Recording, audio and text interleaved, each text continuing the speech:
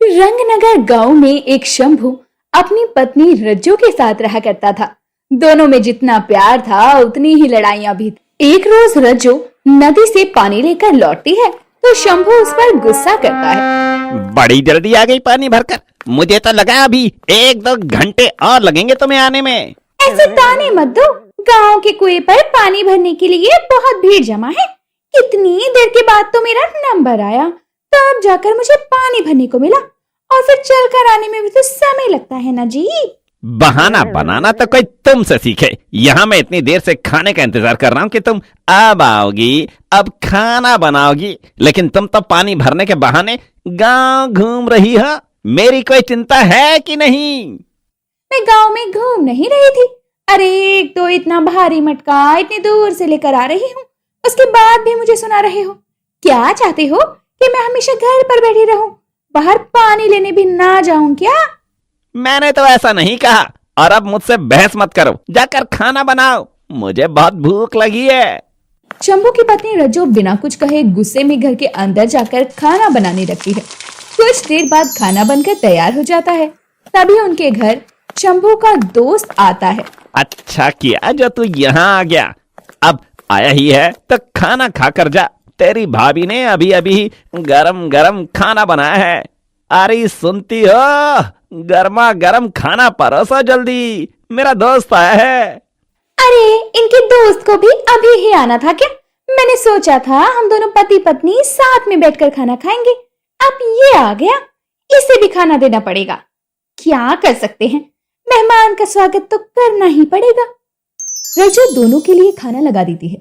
इसके बाद शंभू और उसका दोस्त बातें करते हुए खाना खाते हैं। कुछ देर बाद रज्जो उन्हें शंभू के दोस्त की पत्नी को नई साड़ी पहने हुए देखती है। अरे वाह, तुम्हारी साड़ी तो बहुत सुंदर है, कहाँ से ली तुमने? मुझे भी तो बताओ। ये साड़ी तो हाट बाजार से लेकर आई हूँ मैं, मेरे पति ने मेरे लिए ली है। बहुत सुंदर और महंगी साड़ी है ये, तभी तो इसे पहनकर आज मैं इतना खुश लग रही हूँ।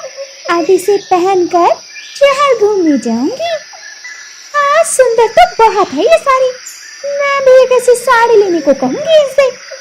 रहने दो, तुम्हारा पति तो बहुत कंजूस है, वो तुम्हें इतनी महंगी साड़ी नहीं दिलाएगा। देख लेना तुम कुछ भी मत बोलो। मेरा पति मुझे बहुत प्यार करता है, वो कभी भी मेरी बात को नहीं टालेगा। मेरे कहने पर मुझे साड़ी दिला देगा। ठीक है, मैं भी देखती हूँ तुम्हारी नई साड़ी कब तक आती है। हाँ, देख लेना, जल्दी आएगी और तुमसे अच्छी आएगी, ऐसी कि तुम देखते रह जाओगी। फिर कहोगी कि रज्जो तुम तो सच कहती थी। हाँ, पहले ले आओ, उसके बाद बात करते हैं। रिमझिम मुंह बनाकर वहां से चली जाती है। रज्जो भी अपने घर जाकर अपने पति शंभू से नई साड़ी की मांग करती है। सुनिए जी, मुझे ना नई साड़ी चाहिए, महंगी वाली। साड़ी चाहिए? अचानक से तुम्हें नई साड़ी क्यों चाहिए? और वैसे भी अभी तो कोई तीज त्योहार भी नहीं है जो तुम्हें नई साड़ी दिलाऊं मैं। तीज त्योहार नहीं है तो क्या मैं नई साड़ी नहीं खरीद सकती? देखो जी, मेरा बहुत मन है नई साड़ी लेने का, इसीलिए मुझे आप दिला दो। वैसे भी मैं आपसे ज्यादा कहाँ ही कुछ मांगती हूँ। ऐसे कैसे दिला दूं? पैसे क्या पेड़ पर लगते हैं? मेरे पास अभी पैसे नहीं है, इसलिए कोई नई साड़ी नहीं आएगी, समझी तुम? आजकल आपको हो क्या गया है? आप तो मेरी एक बात नहीं सुनते, जो भी बोलूं उसके लिए मना करने लगते हो। आप मुझसे प्यार नहीं करते अब। ये कैसी फालतू बात कर रही हो तुम, और कुछ भी बोलती हो? देखो, मुझे गुस्सा मत दिलाओ ये सब बातें बोलकर। गुस्सा तो मुझे आ रहा है, मेरी किसी भी बात का आपके लिए कोई भी मतलब नहीं है। मुझे नहीं रहना आपके साथ, मैं जा रही हूँ ये घर छोड़कर, बस बहुत हुआ। हाँ, जाओ, जाना है तो। वैसे भी कहाँ ही जाओगी, लौट कर वापस यहीं आना है तुम्हें। जाओ, मैं नहीं रोकने वाला तुम्हें। शंभू की ऐसी बात सुनकर रज्जो वहाँ से गुस्से में निकल जाती है। जब वो रास्ते में बड़बड़ाते हुए जा रही थी तो एक पेड़ के पीछे छाया हुई लोमड़ी चंपू उसकी सारी बातें सुन लेती है और अचानक ही उसके सामने आ जाती है। कौन हो तुम? इस तरह से मेरे रास्ते में क्यों आई? हट जाओ, निकलना है मुझे यहाँ से। तू तो बड़ी सुंदर है, अब मैं तेरा रूप लूंगी और तेरी तरह सुंदर हो जाऊंगी। मेरा रूप लोगी? कुछ भी मत बोलो, निकलो यहाँ से। मेरा रूप कैसे ले सकती हो तुम? मैं कहती हूँ हट जाओ यहाँ से। नहीं नहीं, तू मेरा शिकार है, भला मैं तुझे कैसे जाने दूं? रज्जू वहां से निकलने की कोशिश करती है, लेकिन चंपू उसकी पूंछ पकड़कर उसे घसीटते हुए एक गुफा में ले जाती है। छोड़ो मुझे, कौन हो तुम? छोड़ो, बचाओ, कोई तो मुझे बचाओ। तेरी आवाज कोई नहीं सुनेगा, कोई भी नहीं। तुझे बचाने के लिए कोई नहीं आएगा, इसीलिए फालतू में तड़पने का कोई मतलब नहीं है। छोड़ दो मुझे, मैं कहती हूँ छोड़ दो, कोई तो मुझे बचा लो।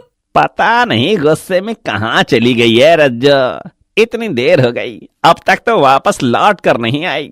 लगता है मेरी बातों को ज्यादा ही दिल से लगा लिया। अरे रज्जो, अरे ओ मेरी प्यारी रज्जो, अरे कहाँ हो तुम? शंभू रज्जो को ढूंढते हुए आगे बढ़ता है तो उसे रज्जो का रूप लिए चंपू दिखाई देती है। अरे मेरी प्यारी, तुम यहाँ हो? मैं तुम्हें कब से ढूंढ रहा था। लगता है ये शंभू उस सुंदर रज्जो का पति है।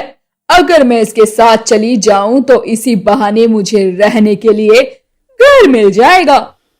अरे क्या सोचने लगी तुम? लगता है अब तक मेरी बातों से गुस्सा हो। चलो मैं तुमसे माफी मांगता हूँ।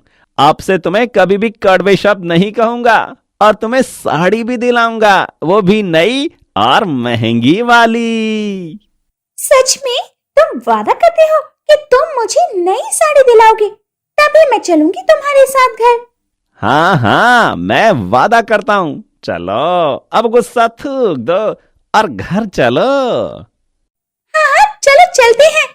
चंपू मायावी रज्जो को अपनी पत्नी समझकर घर ले जाता है और रज्जो गुफा में बंधी होती है। ये मैं कहाँ फंस गई?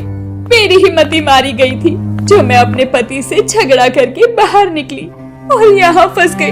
अब मैं यहाँ से कैसे निकलूंगी?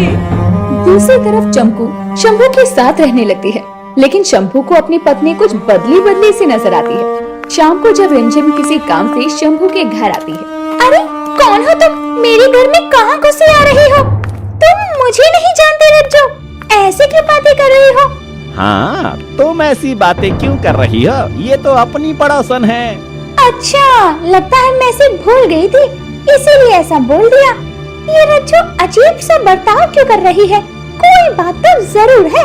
उधर रज्जो गुफा में खुद को छुड़वाने की कोशिश करती है। उसकी आवाज सुनकर गुफा के पास से गुजर रही इमली गुफा में आती है और उसकी रस्सी खोल देती है। रज्जो अपने घर पहुंचती है और शंभू अपने सामने दो पत्नियों को देखता है। मेरी दो पत्नियां? ये कैसे हो सकता है? ये तो मुझे भी समझ नहीं आ रहा कि आखिर शंभू की दो पत्नी कैसे हो सकती है और ये दोनों एक जैसे ही दिख रही हैं।